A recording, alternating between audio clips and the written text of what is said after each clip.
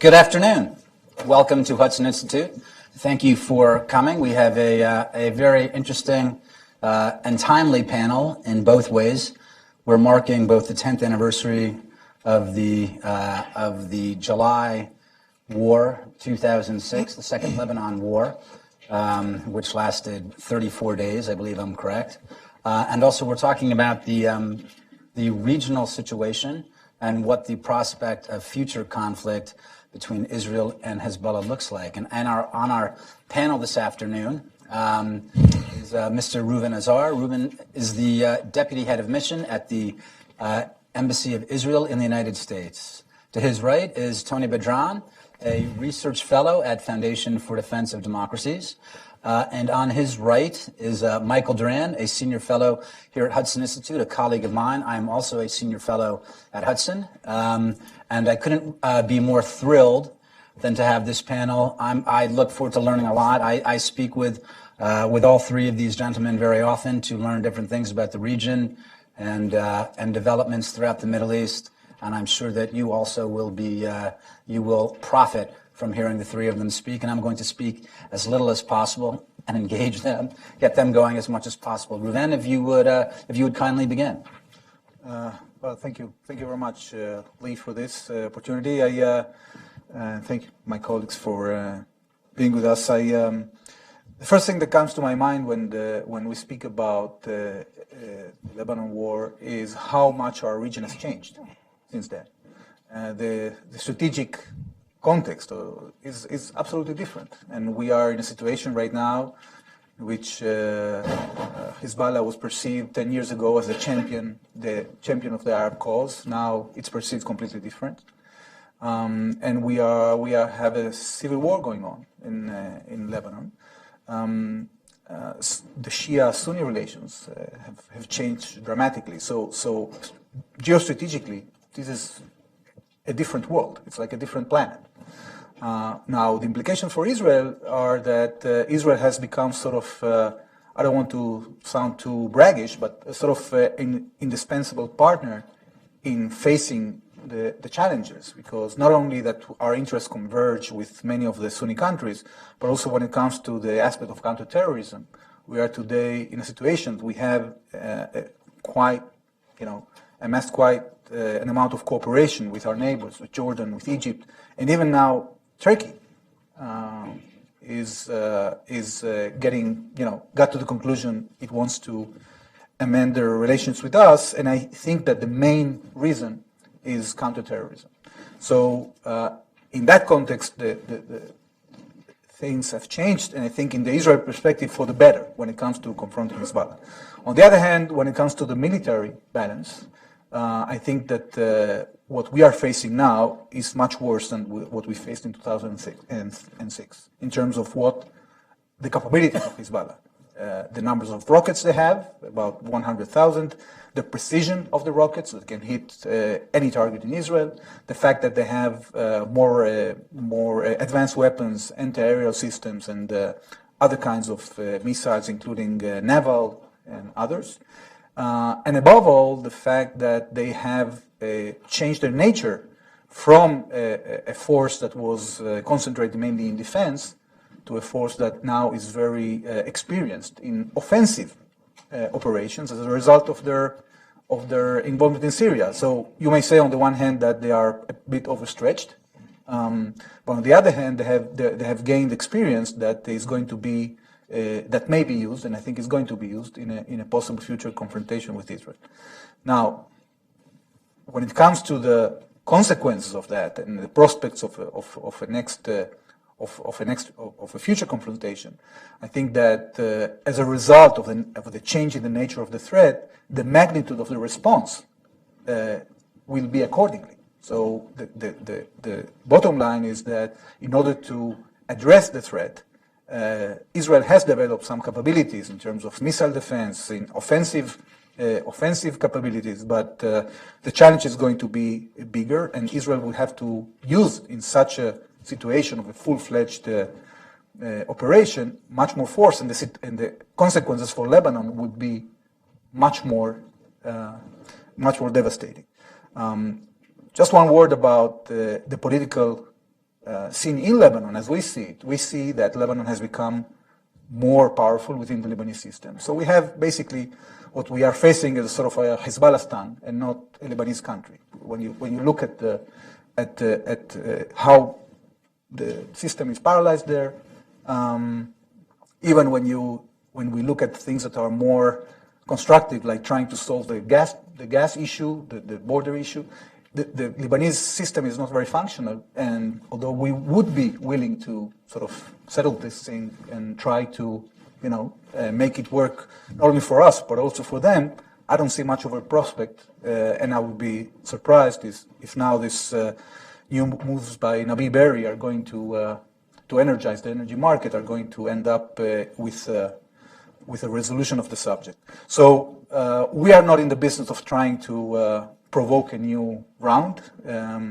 We are concentrating in this area of turmoil in trying to stabilize our border, to defend ourselves. We have some red lines when it comes to things that are happening in Syria. But everybody understands right now that Israel is a force for stability, and we want to stay that way. Reuven, thanks very much. I'm glad that you put it in that context, the way you started off, because one of the things that I do want to emphasize here, and one of the reasons for this panel is to remind people of the different issues, especially regarding the Iranian access in the region. And this is one way to look at it in terms of the way that the strategic alignment has changed insofar as the Sunni powers are much more aligned with Israel. There is still an Iranian access, and they have also become expanded their reach. The other thing I wanted to say is I think that's probably the first time that the name Nabi Berri has been mentioned at the new Hudson office, so congratulations and thank you. That was great. That was terrific. Tony, if you would like to follow up. Thank you, Lee. Thanks for putting the panel together and for having me on. Yes, I would. So we're starting at 2006 and we're looking 10 years later. But let's go in reverse a little bit also. Let's go back to 1996, so 10 years before 2006. And look at these 10-year intervals and see what happens in this recurring conflict between Israel and Hezbollah. So in 1996, where was Iran and where was Hezbollah? Not very much on anybody's radar as a significant factor. In 2006, we wake up and we find out, so all of a sudden Iran and Iranian rockets are now on Israel's border. And it's much more potent than anything we saw in 1996. Fast forward to 2016, and we talk about the deterrence that came about from the 2006 war. But at the same time, there's another question. There's been a deterrence, although whether the deterrence has been entirely the result of the 2006 war or as a result of the entanglement of Hezbollah and Syria, we can't really say. But let's assume that it is the result of the 2006 war. At the same time, the Hezbollah that emerges in 2016 in terms of its capabilities and the position of Iran in the region in 2016 at the end of that 10-year interval is something that is not even comparable to what it was in 2006. So in that sense, both in terms of the security challenge, but also in terms of the strategic environment, as a result, obviously, of how U.S. policy has shaped that outcome, it's not necessarily or purely a positive picture. In fact, if anything, one can make a case that it's actually progressively worse or could have the potential of being progressively worse. So one of the things now that you're looking at in terms of prospects for a new war is obviously the Syria thing. So everything is revolving around Syria, because that will determine both the security challenge, the magnitude of the security challenge, as well as the strategic environment. Because if Hezbollah continues to be entangled in Syria and continues to hemorrhage manpower and just basically not being able to open up more fronts, then as far as Israel is concerned, the period of calm will continue. How much Hezbollah can bring in terms of capabilities throughout that period will also be relevant to whether that period of calm will be lengthened or will be shortened, proportionate to the amount of weaponry that they manage to bring in. But if Syria stabilizes, say, in the next, 10 years again, let's look at it in 2026, right? The way this current last 8 years policy towards Syria and towards Iran have shaped it in such a fashion that now Iran is part of the conversation in Syria. Iran has been admitted as a quote-unquote stakeholder. Iran now essentially owns the ground in Syria. What used to be the Assad regime no longer exists. Now it's just a panoply of militias, all of which are run by Iran. Yes, everything is under the cover of the Russian Air Force, but the Russian Air Force don't own the ground. The Iranians own the ground. So whatever order comes out now in Syria, whichever way it's stabilized, if it's stabilized on the terms that the last 5 years of U.S. policy have had it, it's going to be a Syria that's stabilized whereby Iran's interests are safeguarded. The President of the United States came out and says so. They recognize Iranian equities in Syria is a must. With the Russians there now, it's become now part of the conversation that somehow we have to work with the Russians in Syria if you want a solution. That means already we've de facto accepted the permanency of the Iranian enterprise in Syria.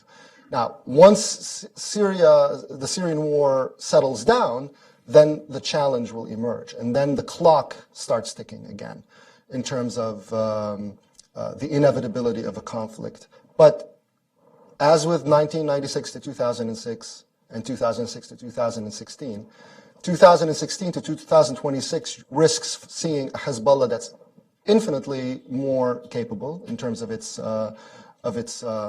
weapons systems, but also an Iran that's unleashed, that's probably by that point a threshold nuclear state, with an industrial scale, legalized industrial scale program, and recognized regional primacy in Iraq and in Syria. So that long-term picture carries challenges in as much as the current situation now carries opportunities that Reuven talked about in terms of the cooperation with the Sunni Arab states, in terms of the Sunni Shia polarization, which will carry long-term repercussions for Hezbollah in Lebanon. Because now people talk about how big Hezbollah is or how big the Shia community is in Lebanon, but the fact of the matter is they have two neighbors only. They have Syria and they have Israel, and they have made war and run blood debts with both of them. And both of them are either the Syrians who are numerically superior or the Israelis who are superior in every other way, but also as a fighting force, far more superior and numerous. This carries, I think, dire consequences long-term for not just for Lebanon as a whole, but specifically for the Shia of Lebanon. So thanks, Tony, and thanks for ending on that particular point, because I don't know if we'll have. That is something I'd like to come back to at a certain point.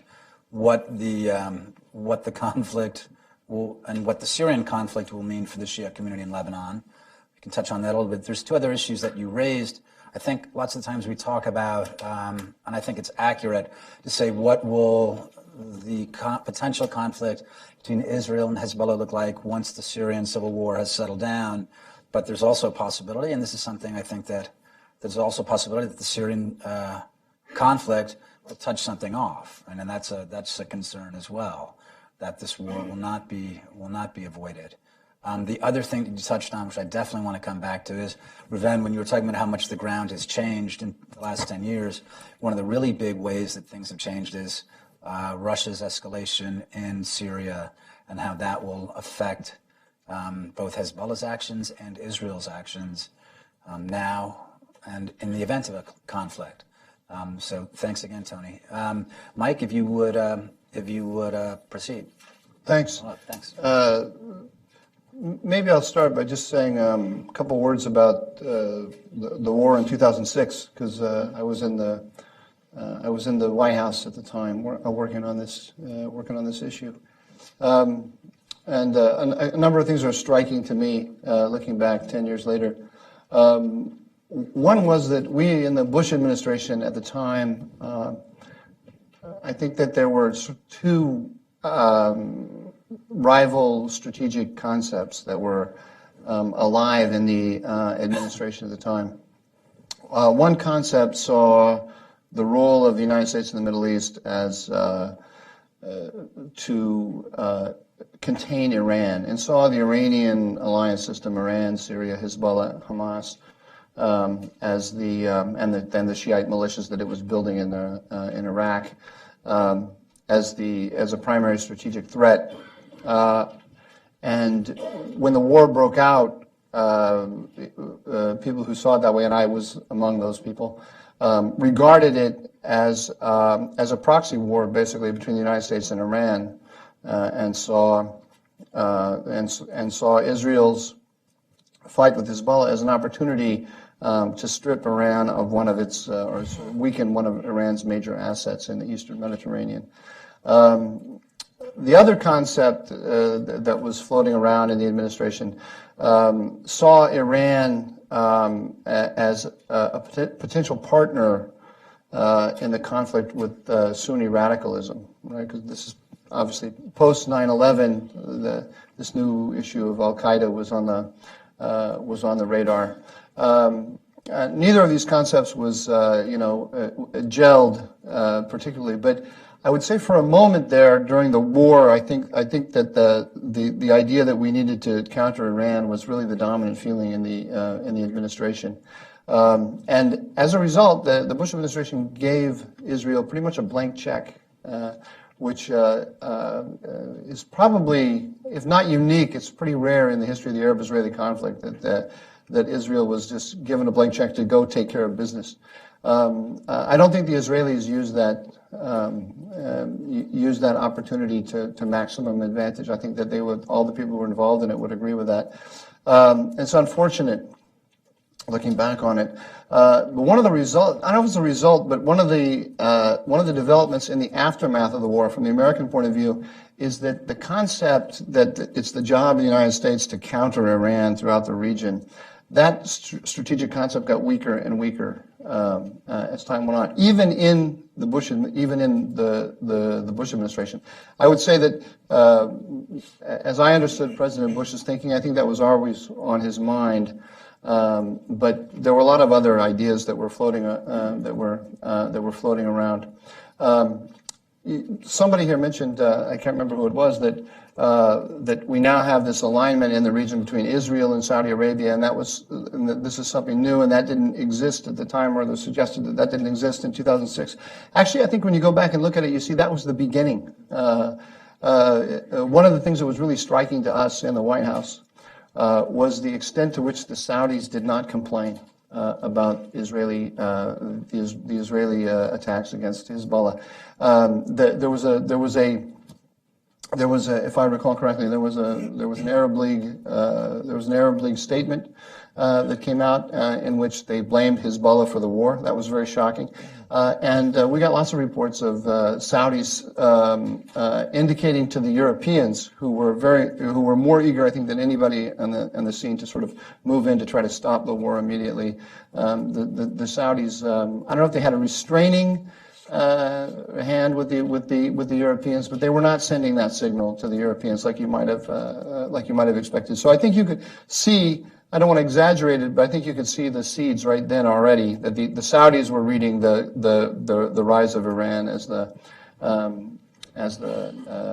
problem.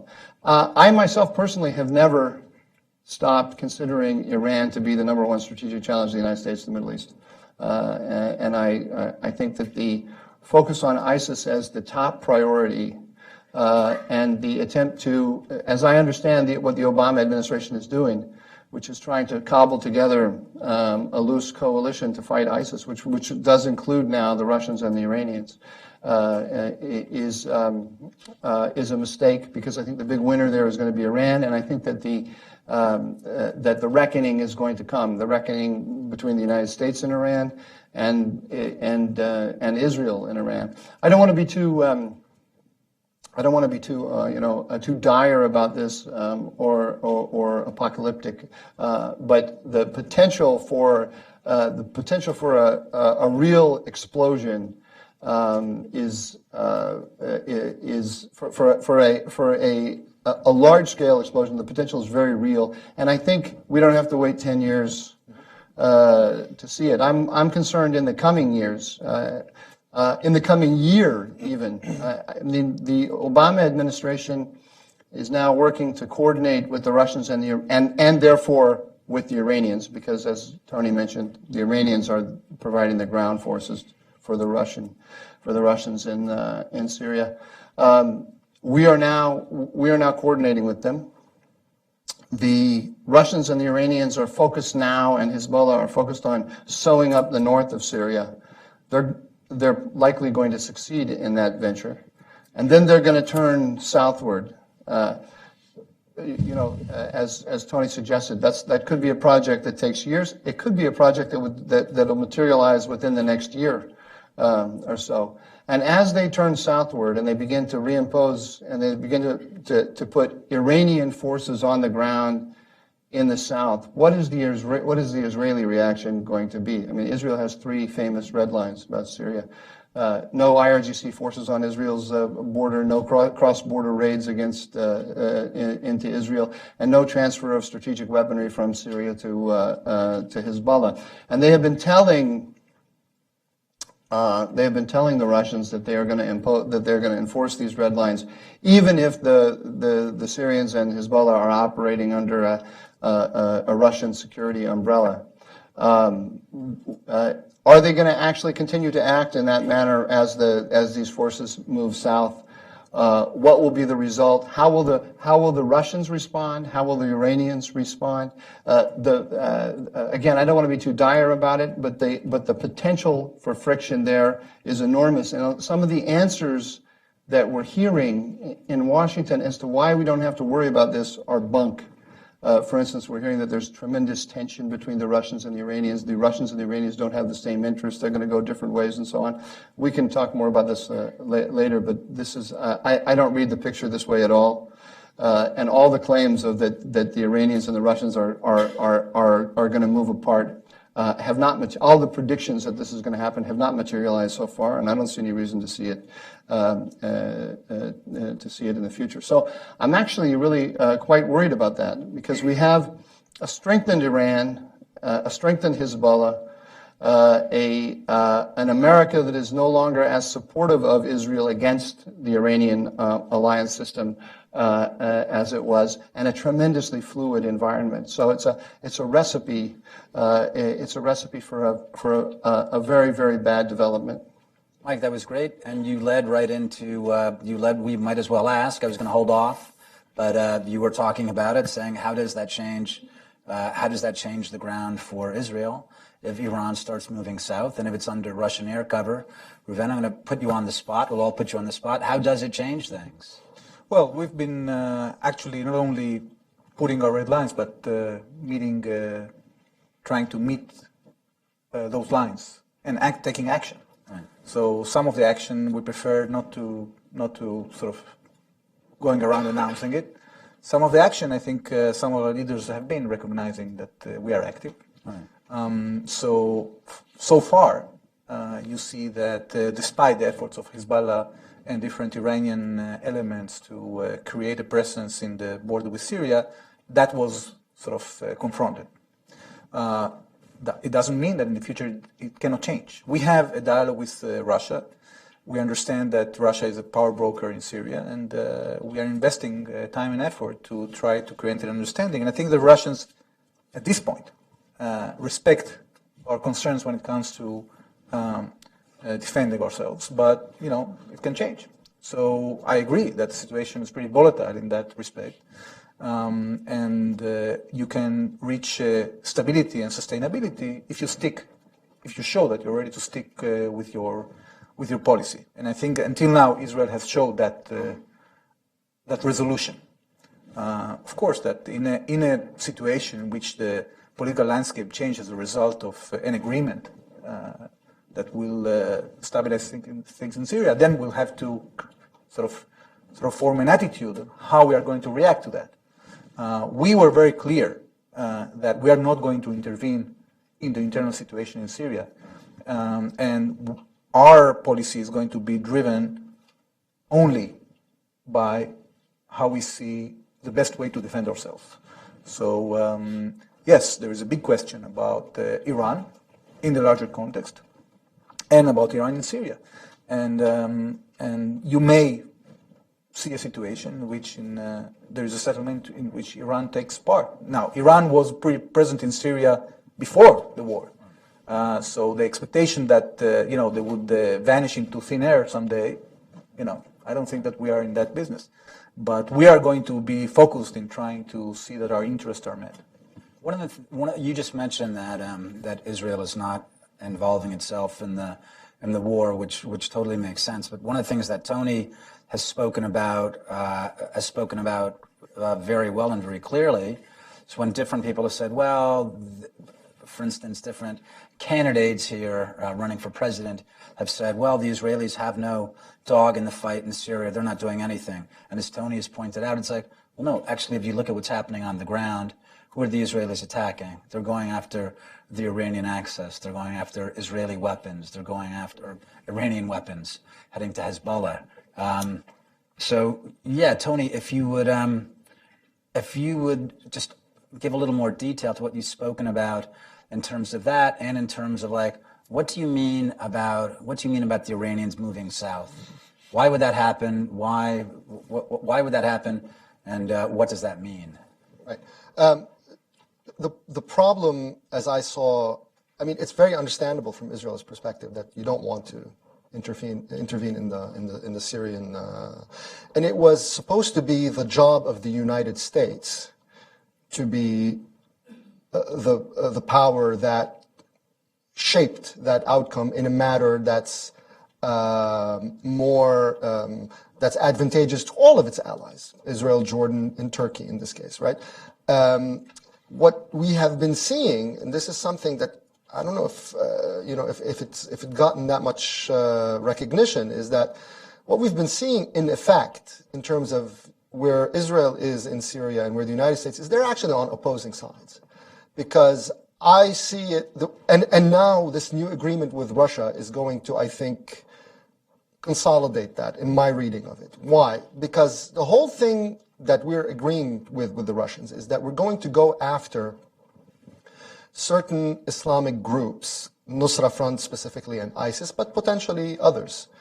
And we are going to help them destroy these groups, and therefore we are going to be actively an air force in support of Bashar al-Assad. That's just bottom line. Now, Mike put it exactly right. The priority of this is going to be in the north in order to take Aleppo and to completely shut out Turkey from the Syrian theater. But what if all of a sudden the Iranians, under this American agreement, say, okay, but there are Nusra guys in Daraa and there are Nusra guys in Quneitra, and let's go fight terrorism. And if the United States, now I don't know, the Obama administration has limited time, so I don't know if that's going to happen, and we don't know what the next administration is going to do. So that may not materialize, but it may indeed materialize, and that's why Reuven was right. We all saw the strike in January 2015 in Quneitra. That was the most forceful display that no, the Iranians are not going to be allowed to come here. The Jordanians, which is a lesser recognized angle, did the same thing in the town in March of 2000, not too long after that. In March of 2015, there was the town of Busra Sham, which was right across the border from the Jordanian border, from the Jordanian cities. And that used to be a major IRGC and Hezbollah town headquarters. And they backed up Syrian rebels to kick them out, right? Now, what happens if these guys come back now under Russian cover to the south and so on? It puts tremendous strain, but we don't see the Iranians as a problem in this context. We see ISIS and Nusra as the problem. And everybody's talking now about the new ISIS affiliates in the Golan, this Yarmouk brigades and so on and so forth. And Brett McGurk showed up and with the goggles and, we're going to go after you and so on and so forth. Right? That's all nice, but who takes their place? There is no Assad regime, right? And if Putin says, yeah, don't worry, I'll take care of it, you take care of nothing. The ground's I just want to make sure that this is clear what you're saying. What do you mean, who takes their place? When you take out Nusra and ISIS, or whatever you want to call these groups in the Golan and Daraa, okay, you've kicked them out. Who replaces them? Who are the forces? On the Golan, who are the people? Yeah, who fills the vacuum? Who fills the vacuum that emerges from that? Who is it? If you're talking about the regime camp, the camp that's going to have Russian and potentially American air support, it's the Iranians. It's as simple as that, right? Unless there's an agreement whereby you create buffer zones and basically are manned by Syrian rebel factions that you're comfortable with or whatever. Because otherwise, it's just a matter of arithmetic, right? The Assad regime does not have manpower. The Assad regime's military now is a bunch of militias, and a lot of them are Iranian trained and funded. So the notion that somehow you're going to have a return to the status quo ante on the Golan, it's not going to happen. There is no more Assad regime in the sense of the way we talked about it in the 1990s and the 40 years of quiet with Israel on the Golan. I mean, that's just... Yeah, I think this is a very important point that gets lost all the time. Who is going to be there if there are no more Assad forces in the same way? Who's going to be on that border, or who's fighting on the ground right now? That's it. It's a question that nobody, and that's why what Mike talked about, the priority of ISIS and so on. I think you can read it in a much more, pernicious way, actually, in the sense that it becomes cover for an elevation of the Iranians into a counterterrorism partner, which is effectively what we have in Iraq, and may even have in Syria, and we certainly have it in Lebanon, right? I mean, this is one of the things, the interesting things about the idea that somehow Hezbollah and Al Qaeda are fighting each other in Syria, and therefore that's a good thing. Let Allah sort them out, as the infamous Sarah Palin line had it, right? Which, by the way, is a very widely held view outside of Sarah Palin circles, right? Who said that? In fact, it was Dennis McDonough who said that to the New York Times. He said, it's a good thing Al Qaeda and Hezbollah are fighting each other. Curiously enough, we did not let Al Qaeda fight Hezbollah in Lebanon, for instance. So when there was a backlash from Hezbollah's entry into the Syrian war in 2013, and bombs were blowing off in Beirut, the United States gave intelligence to the Lebanese armed forces and security forces to help Hezbollah put a lid on the idea of a Sunni jihadi backlash against them. So the notion that somehow we're either letting them kill each other is not true. We're actually elevating them to a position of preference, if not partnership, as it is in Iraq. There are partners in Iraq. In Lebanon, okay, Hezbollah is a terrorist organization. You can't quite partner with Hezbollah, but at least you calm things down for them. And I think that this anti-ISIS campaign moving in this direction, if it moves to the southern part of Syria and the Golan Heights and Daraa, it could potentially carry the scenario that Mike talked about. Well, what is Israel? Israel has to face a fait accompli and just accept it, or not. Did you want to respond? I was going to ask Mike something, but please go ahead. Yeah, very briefly. Look, I think that, first of all, I don't think that Israel and the United States are opponents when it comes to Syria.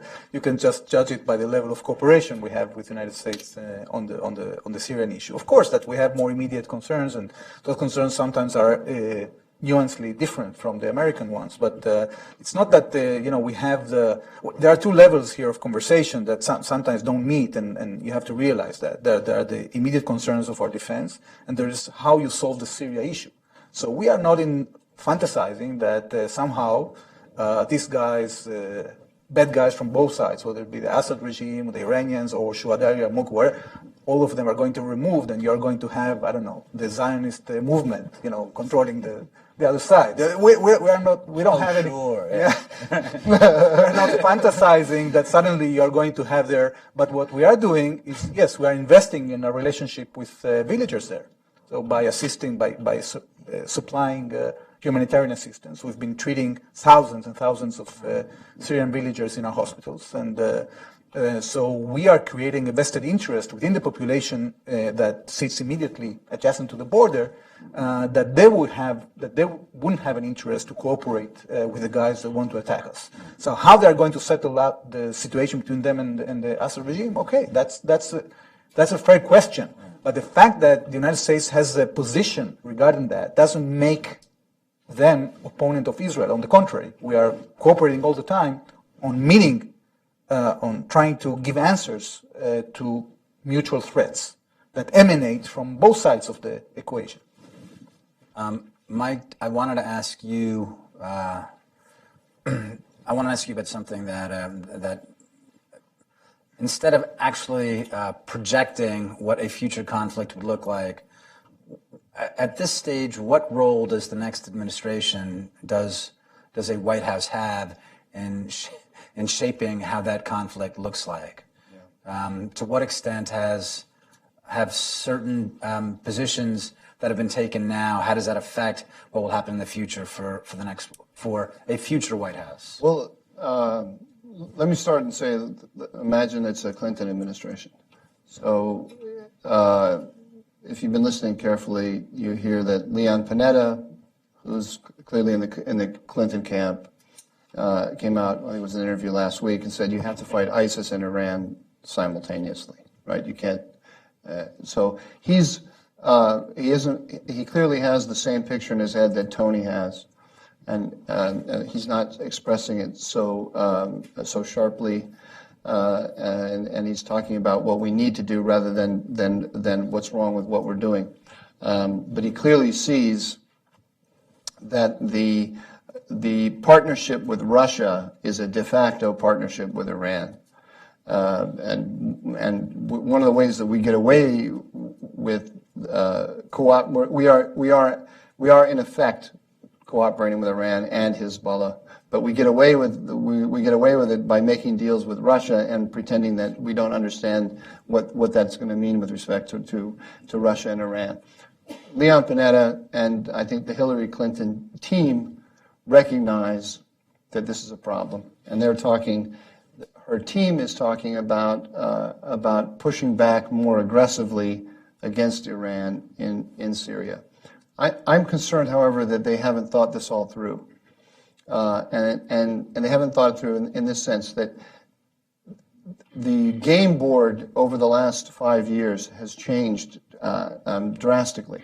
We're not just aligned with Iran in Syria. We're aligned with Iran in Iraq. When the Iraqi forces, which include the popular mobilization forces, the Shiite militias, armed, trained, equipped, and basically led by Iran, recently took Fallujah, they did so with the air power of the United States. And as we move up the Euphrates and take the next town and the next town and the next town up to Al-Qaim on the border, it's going to be the same. It's going to be the same story. U.S. air power married to Iranian forces on the ground. Of course, again, we don't coordinate with Iran. We coordinate with the Iraqi military, who coordinates with Iran. It's always one step removed. But that's what we're doing in Iraq. And so what you're going to find is that if you change the equation in Syria, you're going to change the equation in Iraq, and maybe with the nuclear deal as well. So a recalibration in Syria already means not just a recalibration with Iran; it also means a recalibration with Russia, right? So suddenly we're in a conflictual relationship with Iran and Russia in Syria. That's going to have implications for Iraq, because the Iranians are not just going to take it in Syria. They're going to make us pay a price in Iraq, and they may make us pay a price on the Iran nuclear deal as well. They could suddenly find that that the inspections regime in their mind has gone. We're demanding more than is acceptable. So in you're saying that you think that the knee bone's connected to the thigh bone. Okay. Right? No, absolutely. That they haven't really recognized yet what has happened, what's shifted. They have not recognized it, and they think that we can open up the trap door in this area and we can move the dial 2 notches and everything else will remain the same. It won't. It won't. There's you are either in an adversarial relationship with Iran and Russia, or you're not. And if you are in an adversarial relationship with Iran and Russia, it's an adversarial relationship across the board. But you know what the argument will be, right? If that's not already the argument. The argument is, well, we have problems, we have conflict here, but certainly there's different places where we can work things out with them, right? We have a shared interest here, actually, and that's what's going on now, right? Which you said before. We have a shared interest in fighting Sunni jihadis. We have a shared interest in fighting ISIS. So we'll get this and that there. And this is delusional. Okay, why? Right? It's delusional. Why? Because, yes, Lavrov is quite happy to sit with John Kerry and say, yes, we share concern with on terrorism. But how do the Russians define terrorism? They define terrorism to include all of the Syrian opposition forces that we've been arming and training, and not Hezbollah. And Hezbollah is not a terrorist organization. So they have understood quite clearly that our notion of working together against ISIS works tremendously to their advantage, right? And under our air cover, they're rising to power in Iraq and in Syria. So they'll sit down with us at the table and smile and agree with us in principle on these issues, so long as they get to pocket all of these advantages. What advantages has the introduction of massive Russian and Iranian force into Syria brought to the United States? I would say none. And when you look at the refugee crisis into Europe, we haven't even mentioned that at all, right? We popularly associate this with ISIS, but the refugees pouring out of Syria are fleeing from the Iranian and Russian bombing and Assad's bombing of his own cities, right? So, and that's caused that's put tremendous pressure on NATO and on the Europeans. Played a big role in Brexit, right? Which we don't think was to the strategic advantage of the United States. So if you're sitting in Moscow and you look at all of the trouble that this is causing the West and all the advantages that are coming to Russia and Iran, why wouldn't you smile at the Americans and agree with them when they say these things? By the way, Prime Minister Netanyahu, you can correct me if I'm wrong, has been to Moscow 5 times in the last year. Four times in the last year? Okay, 4. I miscounted. I exaggerated. I apologize. Yeah. That's not an idiosyncratic Israeli response, right? Everybody who has half a brain in the Middle East, which means everybody who's leading a country in the Middle East, they're making a beeline to Moscow because they understand where the decisions are being made now.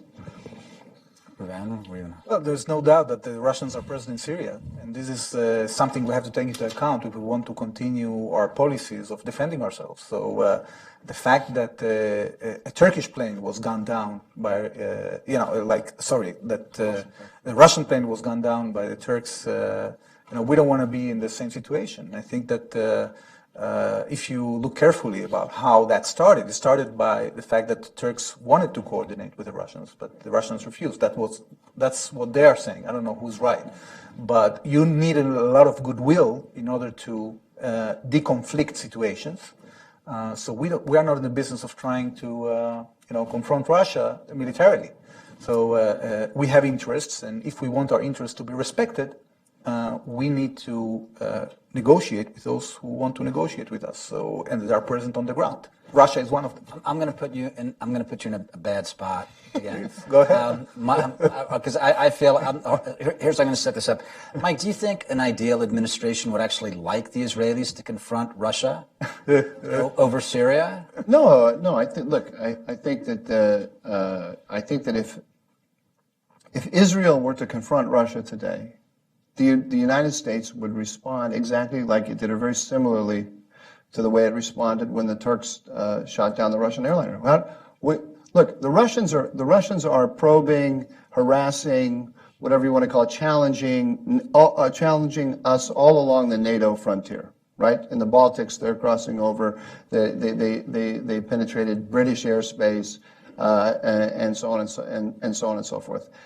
So one possible reaction when the Turks shot down the Russian airliner was to respond as the leader of NATO, the leading nation in NATO, and respond in a way to strengthen all NATO powers against the Russians. That's not what we did. We defined it as a bilateral problem. We publicly, immediately, I mean, the minute it happened, said, we hope you two boys, Erdogan and Putin, we hope you can work out your differences, and we're here to try to help you work out your differences. But the White House privately messaged against the Turks and said that it was a horrible provocation and it was a mistake. The result of that is we now have a Russian no-fly zone, a zone of immunity for Russian forces in Syria, right on the NATO frontier. Right? How's that benefit the NATO the NATO alliance? This makes no sense from a strategic point of view. If NATO is if strengthening NATO is one of our primary strategic goals, and look at the contradiction, right? At the same time that we're talking about strengthening NATO against Russia with regard to Ukraine and the Baltics and so on, but yet somehow we make this distinction and say, but that doesn't apply to Syria. This is strategically incoherence. So I'd like to actually respond to something you said earlier. I think that we have to be more nuanced, and automatically putting the Russians, the Iranians, and Hezbollah on the same side or having similar interests, I think would be a bit irresponsible because it's not very accurate. I think that the interests of Russia and Iran vary a bit, and although we are very worried from the fact that the Russians are supplying, for example, S-300 to the Iranians, and we haven't managed to stop that. I think that this triangle of Russia, or square of Russia, Iran, the Assad regime, and Hezbollah vary. For example, in the beginning of the war, Hezbollah and the Iranians needed the consent of Assad to do things in Syria. They don't need that anymore, and they are ready to take out anybody in the Assad regime that stands in their way. So the question is, what is the Russian interest in that context? Do the Russians want to sort of reinforce the Assad regime to continue give them the umbrella of legitimacy to stay over there, or they would like to see a bigger Iranian role in Syria? I think the Russians don't want to see a bigger Iranian role in Syria, and this is something we have to look at, observe, because maybe the next administration, regardless whether it be a Republican or Democratic, will have to look at that and try to strike a balance of what they want to see in a future Russian role in Syria as opposed to an Iranian role in Syria. Mike, I want you to respond, but also I want Tony to give, so you guys rock, paper, scissors, but I want Tony to give his picture of what he thinks the Hezbollah, Iran, Russia, Assad square looks like as well, but please go ahead. So I have two major disagreements with you. One is a principled disagreement, and that is that I don't do nuance.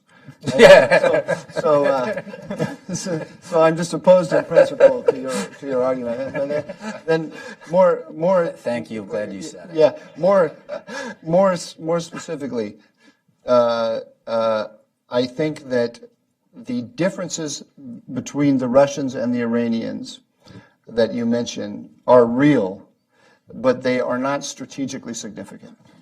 Why? Because the Iranians, the Russians, and Hezbollah all share two absolutely vital interests. One is keeping the Assad regime in power.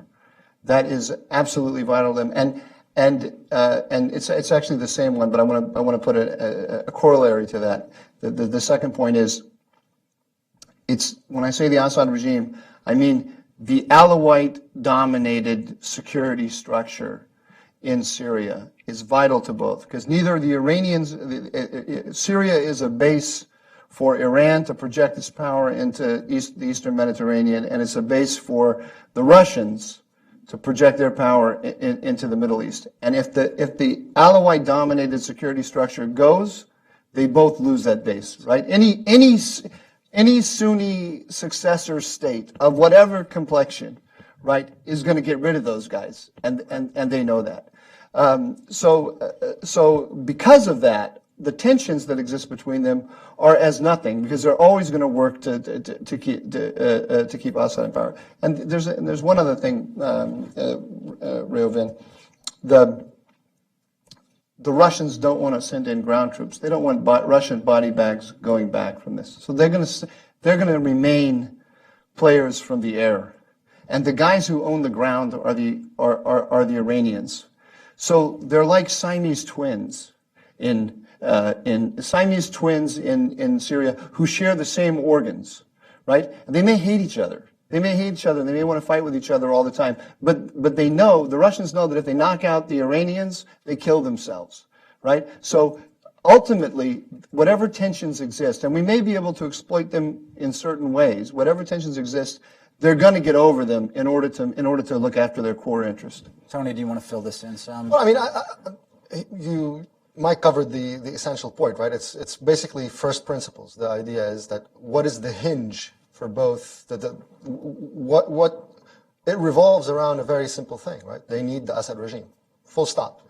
That's why every policy discussion that's been going on in Washington about this issue, about Assad, what the Russians may want, and not just not in Washington, with the Saudis had entertained the same delusion, were forced to rather, the Europeans, everybody. The idea, well, would they agree to somebody? No. They need Assad, period. And they are going to fight to keep Assad. And if Assad stays, Iranian interests in Syria, what the president euphemistically called equities, will be preserved. And equities mean that Iran will be able to maintain its land bridge to Lebanon. Now, you can say, look, as far as Israel is concerned, well, this was the kind of the reality that we had before the Syrian war. So if this continues, well, we didn't really move the dial all that much.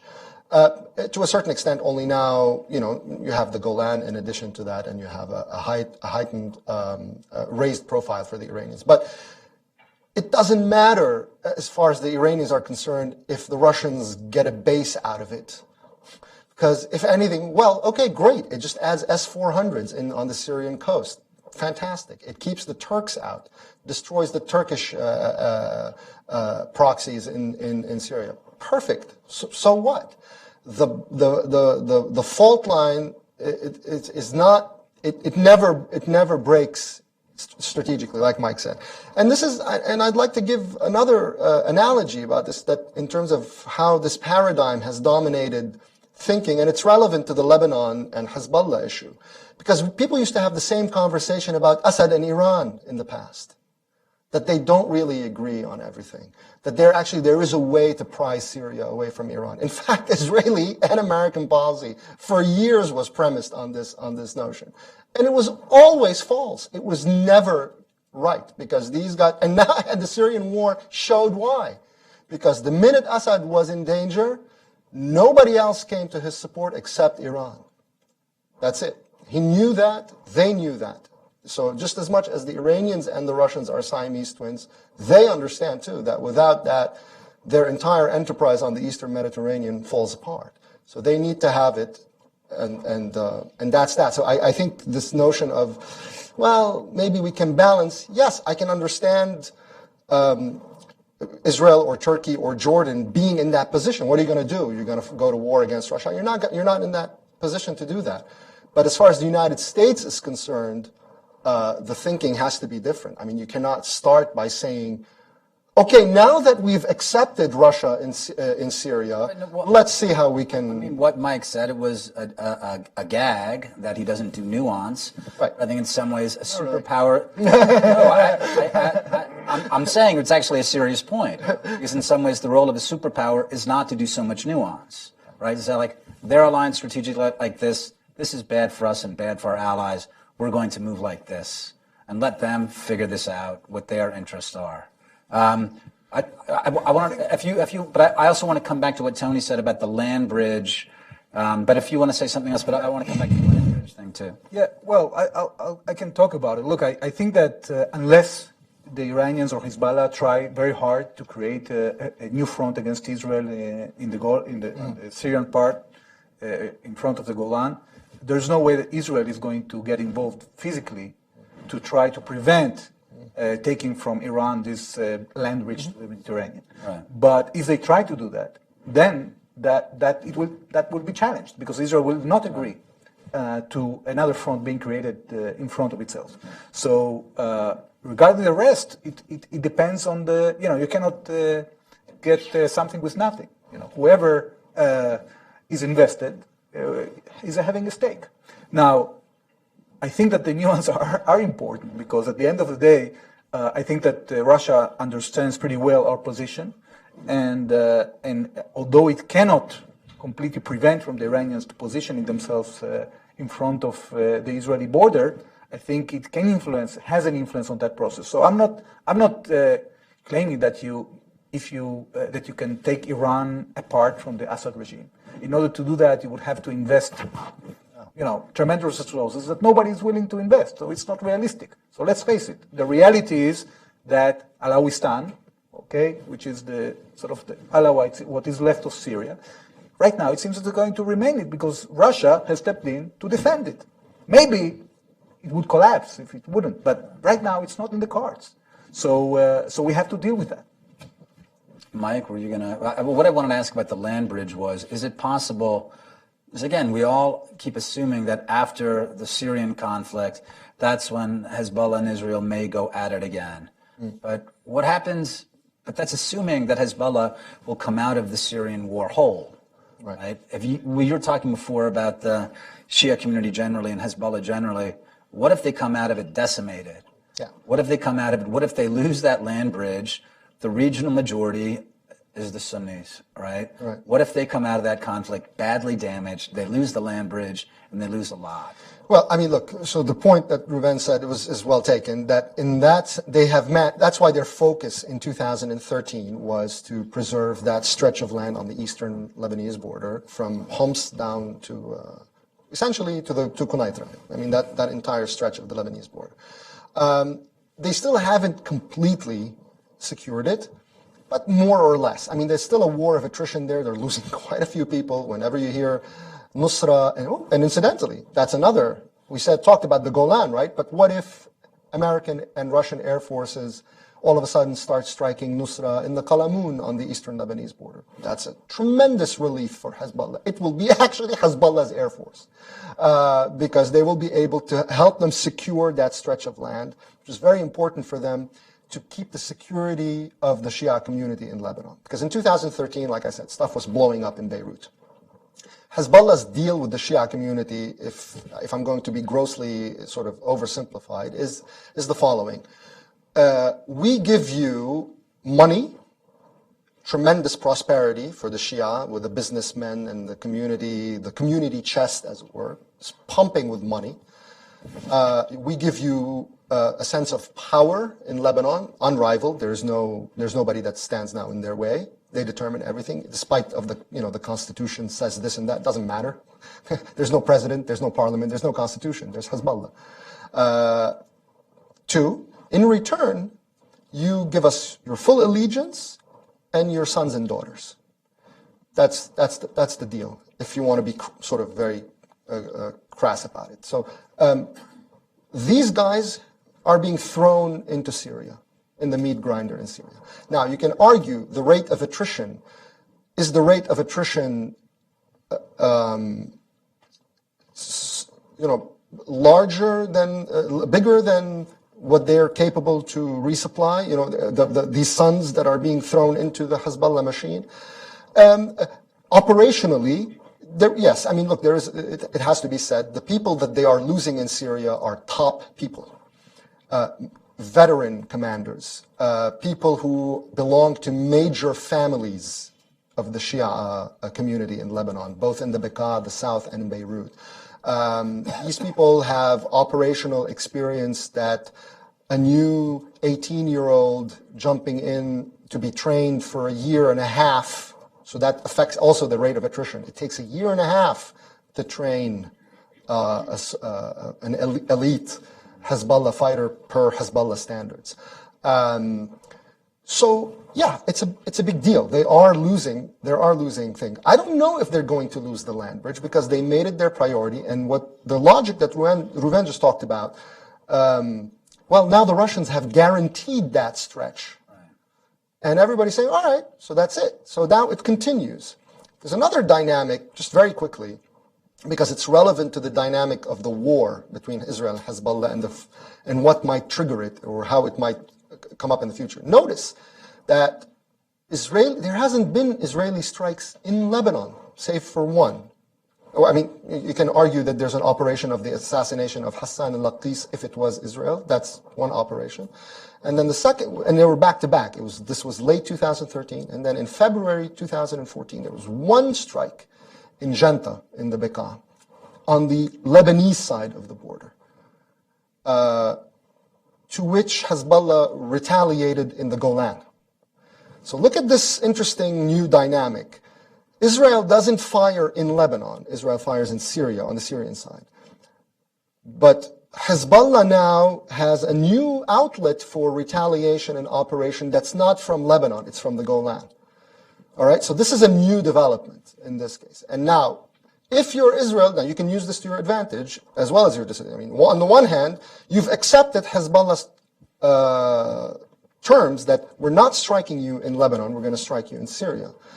At the same time, if you want to get Hezbollah into conflict, then you strike him in Lebanon, right? But let's say this new stretch of land and this new reality consolidates, whereby it's recognized that this is Russian territory in a settlement. We're not talking now in the current conflict period. Okay, Syria stabilizes, and this becomes recognized as this is the Iranian-Russian sphere. What will be the Russian as well as international position on continued Israeli operations in that area, for instance? For now, the agreement with the Russians, whether it's actually an agreement or that the Israelis are just saying this is what we're going to do, you have to live with it, has continued Israeli strikes all along that eastern stretch of the Lebanese border on the Syrian side that I mentioned. Curiously, nothing north of that. So what you had seen in 2013, a strike in Latakia port against the consignment of Yahunt anti-ship missiles, that you're not going to see that again. And you're not going to see an Israeli strike where the Russian air base is now and S-400s are. So there has been a de facto constraint against Israel that nothing north of Homs on the northern stretch of the Lebanese border has been hit. Everything has been on the eastern side. So if there is a constraint, there is the potential that the Russians might say at some point, well, okay, now you can't do here either, for instance. And then the Israelis are going to say, they're going to have to decide, what do we do? Do we strike in Lebanon? If we strike in Lebanon, then we risk another conflagration with Hezbollah and so on. So there are various kind of scenarios where you can see these emerging realities in Syria. Syria is really the linchpin. That's why when people say we don't have an American interest in Syria, it's absolutely insane. We have Israel and we have Turkey and we have Jordan in Syria. These are vital American interests in Syria. And all of these things that are now rising in which we're either not doing anything or helping the Russians and the Iranians consolidate their interest. All of these various scenarios have their own dynamics that can very easily lead to a conflict. Let me ask Mike quickly. Then we're going to open it up for questions in about 5 minutes, something like that, maybe just for a few questions. But Mike and Tony, I want to make sure I'm getting you right. I'm getting it clearly. You're saying that the Russians are in effect protecting or ensuring different parts of Syria on behalf of the Iranians. Mike, what is the next administration? You said that they have not understood yet the complexity of the issue or how far the American position has been boxed in. When the next administration says, okay, so here's the Russian position in Syria, what are we going to do about this? Because basically they're protecting Iranian arms shipments right here, the Hezbollah. What does the next administration do about this?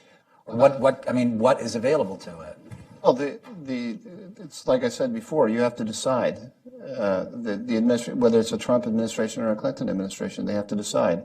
Am I in an adversarial position with the Russians and the Iranians or not? I take all the everything that Reuven said. I understand that as why an Israeli would see it that way, and if I were an Israeli, I would see it that way as well. The United States has boxed the Israelis in.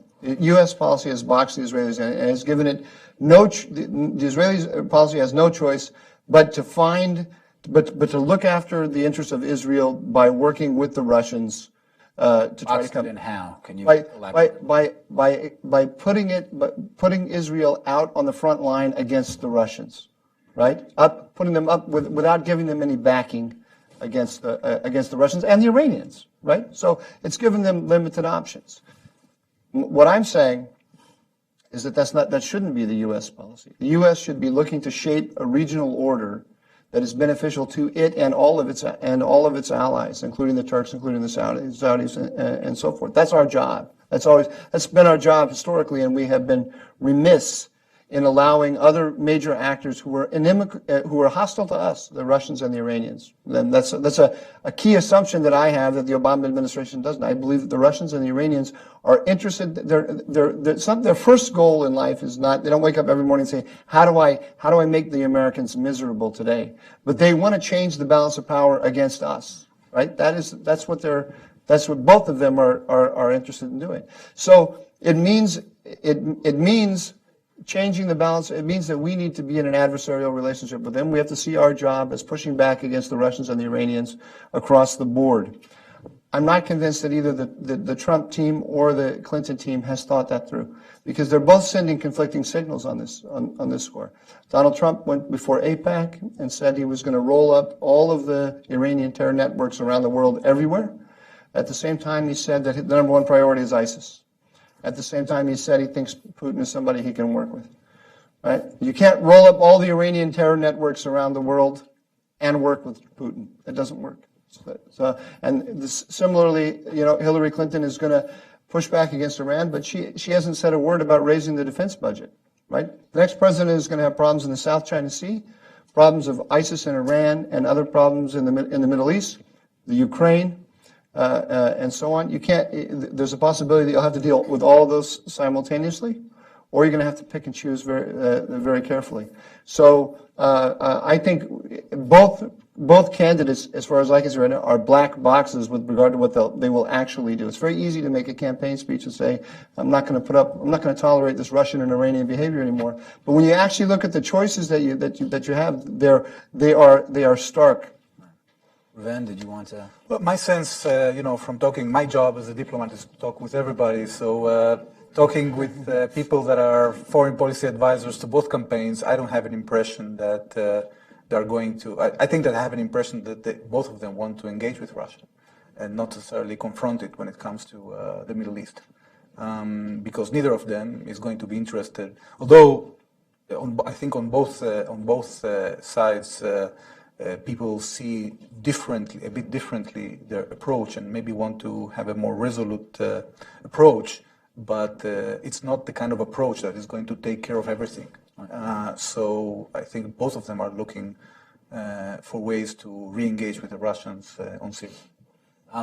Before I move it to questions, I just want to, something I should have asked in the beginning, but I thought that was kind of the premise of the panel.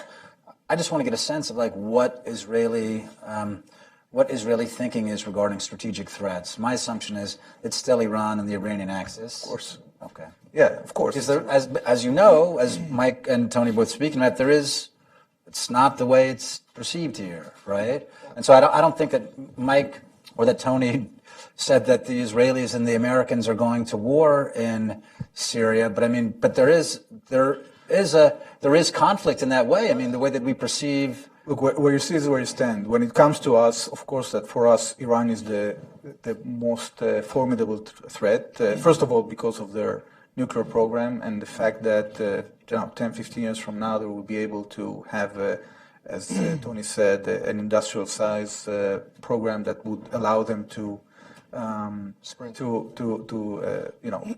for a nuclear weapon if they want. So the fact that for the next, or the assumption for the next 10 years, they have an interest, and we think that they have an interest to fulfill the agreement, and we are for the fulfillment of the agreement, it doesn't change the fact that Iran still is the only force in the region that actually presents an existential threat for Israel. And therefore, it was number one, it will remain number one. Number two is Hezbollah, because when it comes to military capability, adjacent to our borders, is the most formidable military force. And therefore, those are the two premises that we have to continue working with, taking into account that we are not going to shape the political reality in Syria, and we will have to deal with whichever force emanates from there as the ones that were the resilient and were left there. But we are going to see that our interests are met in the sense of the red lines that we have mentioned. We don't want the Iranians adjacent to our border, nor Hezbollah. We're going to act in order to prevent that. Tony? Just two quick points and a follow-up on this. So one of the things that when the IDF published its strategy document for the first time and so on, and a lot of strategists in Israel as well said, and everybody was looking at it as to what Israel considers its main. And it's funny, a lot of people seized on the fact that it doesn't mention Iran. And I said, oh, you see, even the Israelis don't see Iran as a. But what's interesting in that is, what does it mention? It mentions Hezbollah as the principal threat facing Israel. Now, of course, the Israelis know what Hezbollah is, and Hezbollah is Iran. And that, if you look at the last, and this is, by the way, just a shameless plug. So we just put out a report at FDD that I co-authored with my colleagues. That at the Foundation for Defense of Democracies, Never heard of it. which is right here in Washington. And we put out a report that discuss a lot of these issues and scenarios, and I invite you to read it. But one of the things we discussed is this issue who has Israel fought in the last, 20 years? Every single war that Israel has fought has been with an Iranian proxy, and nobody else. Whether it's Hamas or whether it's Hezbollah. These are the wars that Israel has fought. Israel has been at war with the Iranian alliance system for the last 20-some years. So that is the principal threat. And to cloud that assessment is to cloud your judgment and your policy options. One, and on the second issue, great. Now I'm drawing a blank. Never mind. I'll come back to me later. Okay, That's fine. all right, good. So in the meantime, let's open it up to a couple questions, and if anyone has any. And there's a microphone going around, so if you'd hold on. If you would, Hillel back there, if you would. Hillel Fratkin of the Hudson Institute. Thanks very much. My question is to Tony. You spoke earlier on about the settlement towards which things might be moving. And I was wondering if you could say what Syria looks like after that. I mean, with 500,000 dead, I mean, this nonsense about 250,000, millions of wounded. What will Syria be at that point? And also, for that matter, what will Lebanon be with a quarter of the population being Sunnis? I mean, what's going to be the condition of Syria with 500,000 Sunnis dead, more or less, throw in a few Shia, and what will that be? Yeah. Look, I don't know if we're actually going to be moving towards a settlement, or even if, let's say, we do reach a settlement. Remember, the Lebanese civil war had plenty of settlements. Settlements that lived anywhere from a couple of days to a couple of years. And then you fall back into a pattern as regional and international and local conditions change. I think we might be moving towards one of these scenarios. Now, the idea of American military power with unfettered Russian military power falling effectively on the side of the Assad regime is going to have results on the ground, right? He may very well be able to, let's say, take Aleppo, and then, he will have basically control of the major cities from Aleppo to Damascus. And, we might have this kill zone in the eastern part of Syria, the Sunni, desert region, where basically anybody and their friend can come and kill Sunnis, basically, under the guise of the war on terror, okay? The question, and this is relevant to the issue of the war between Israel and Hezbollah, is who will be able to hold this ground?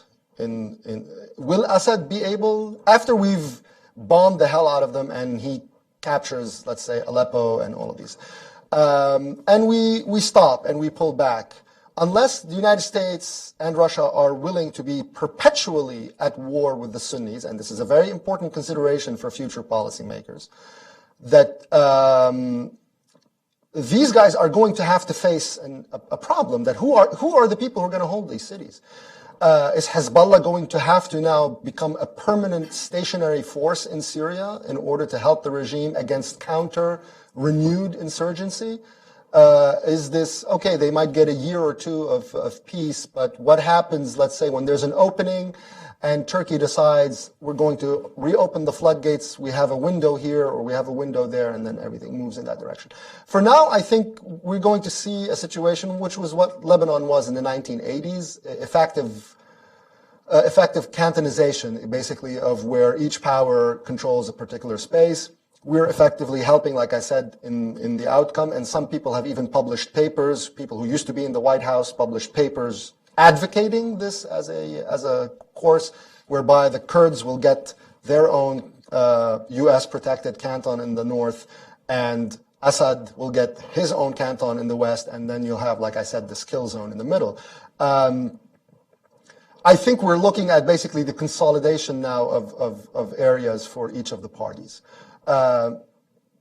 Refugees are going to continue to flow as a result, and nobody's going to return. Why? Because that's an essential component of Assad and Russia's policy. We're talking about this now with the bombing of hospitals and the bombing of food and water and blood banks and all of that, stuff like that. This is intended to either decimate a population or get it to be basically ethnically cleansed, to leave, to get out. Because if you have a shortage of manpower and an inability to hold terrain, you don't want hostile populations. If they're dead or they're gone, great, let Europe deal with it. And if they want to come to Putin for help, even better. I'll send more refugees and you can come and ask me for help. So that's what I think. Now, in Lebanon, you mentioned an interesting thing, and that could play a part in a scenario of a future conflict between Israel and Hezbollah. You do have 1.5 million refugees on top of several 100,000 Palestinian refugees, a lot of whom sympathize with the Syrian revolution. Now, whether that changes, we'll see. But in a future war, we can't discount that these guys may decide, hey, listen, let's open up let's take advantage of this war and open up a front against Hezbollah, be it in Syria or in Lebanon. So you start to see where the dynamics of a future Israel-Hezbollah war are very much intertwined with the dynamics of the war or stability in Syria. It depends, even if there's a truce of some kind, if there's a war between Israel and Hezbollah, that may affect the viability of a truce in Syria and vice versa. Thanks. Mike, did you say something? Okay. There was a question, the woman in orange, and then after that we'll go to the person who is sitting next to her. Hi, I didn't catch it. I don't have the handout, but to the man from the Israeli embassy, you said that Israel wasn't going to get involved in Syria, and also that it was civilians that came over the border. About 2 years ago, I read a very disturbing article in the Jerusalem Post that al-Qaeda fighters came over the Syrian border and medically treated. So I'd like you to address that. And then to the man on the end, you said Iran is America's worst adversary in the Middle East. The recent 9/11 report papers have cited that actually the Saudi government helped and funded the terrorists that attacked us. No, they did not. We're not going to go into that. We'll stop with your first question. And Reuven, if you would like to answer that. Yeah, well, our approach is, when you look at we took a very good look at the population sitting on the other side of the border since the beginning of the conflict. Because we saw that the population there has vested interests. And actually, what we found out is that usually they would go and follow. They were adversary of the regime, basically, many of them. It depends on which village you're talking about, and that they would affiliate themselves with different organizations that they seen that would help them in protecting themselves. Now, what Israel does is we don't ask people that are coming injured to the border. And you have to understand how it works.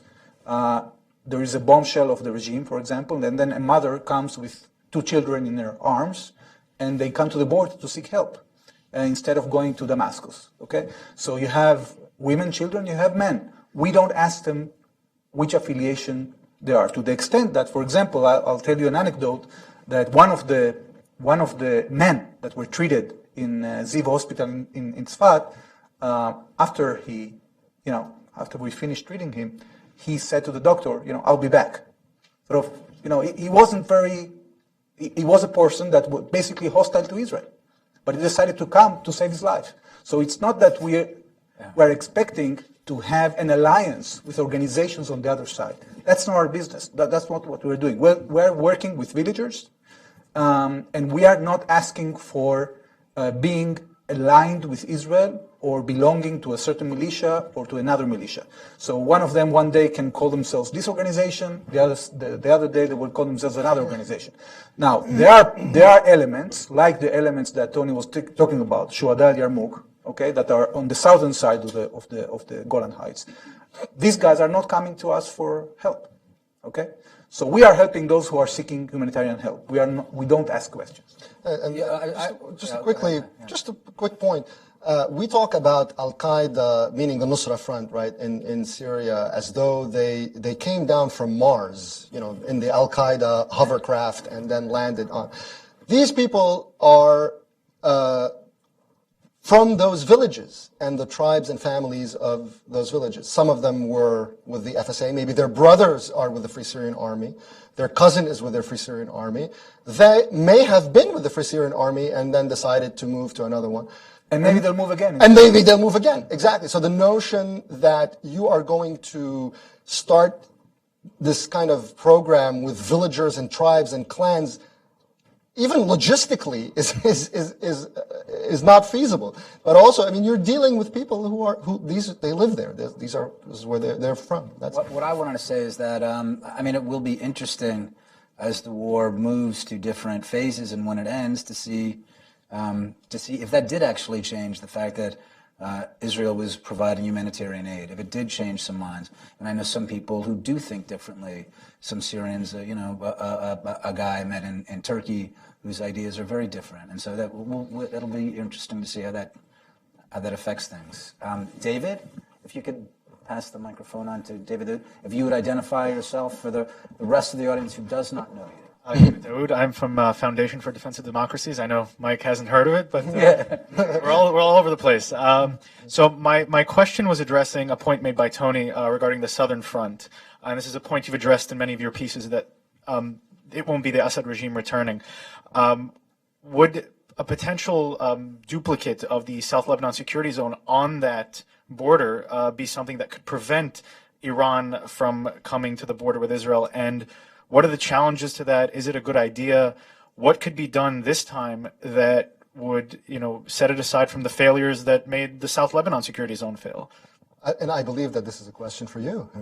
It's a question for all of whomever wants to address it. There's one lesson that we have drawn, I think, for the last 20 years when it comes to trying to create political order on the other side of the border, is that we're not very good at it.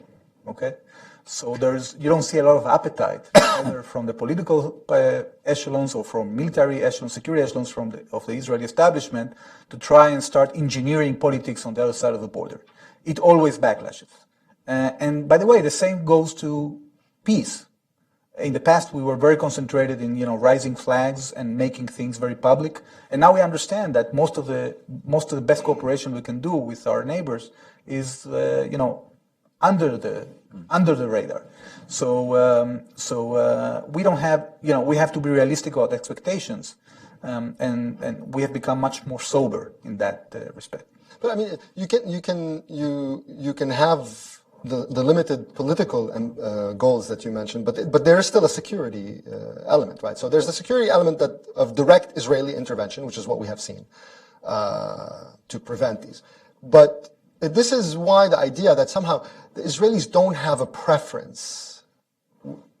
I don't know if I buy that, right? There is a preference. We don't want the IRGC on the Golan, right? So we would much prefer the local population that is hostile to these IRGC and Hezbollah elements to continue to be there. Now, whether that actually formalizes into a buffer zone or security zone, I don't see it right now. I don't believe it's necessarily imminent or anything. But in terms of a preference to help direct Israeli interventions to secure the Golan, of course that's preferable. than to have the to have the Iranians come down there and set up shop. We're going to leave it there. And I want to thank you all for coming. And I want to thank Reuven Azar, Tony Badran, and Michael Doran, our panelists. Thanks to Hudson Institute. Thank you very much.